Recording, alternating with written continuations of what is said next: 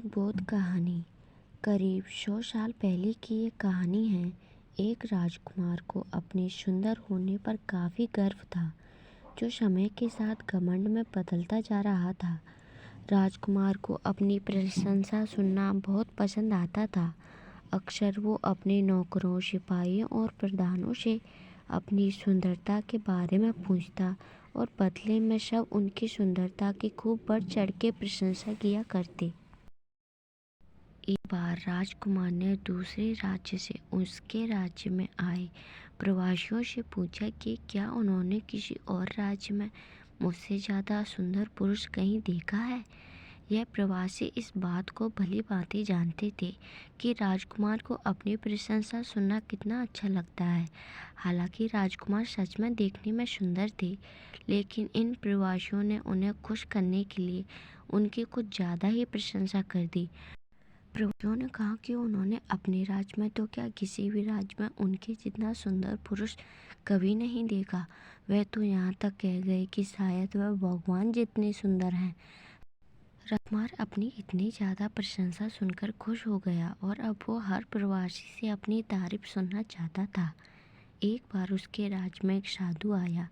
राजकुमार ने उसे भी अपने दरबार में बुलाया और वही सवाल पूछा कि क्या उन्होंने राजकुमार से ज़्यादा सुंदर पुरुष कहीं देखा है। साधु ने राजकुमार से कहा कि हाँ, उन्होंने सुबह उनसे भी ज़्यादा सुंदर पुरुष को देखा है। सभी साधु की बात सुनकर हैरान थे।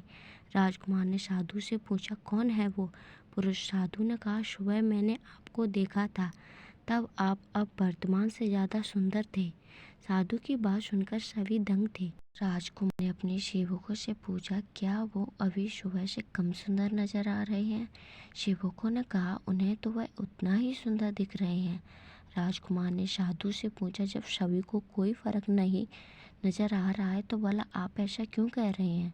साधु ने राजकुमार से कहा कि ये सब आपकी नौकरी करते हैं, इसलिए इन्हें आप में कोई कमी नहीं दिखेगी और मैं ये साबित कर सकता हूँ।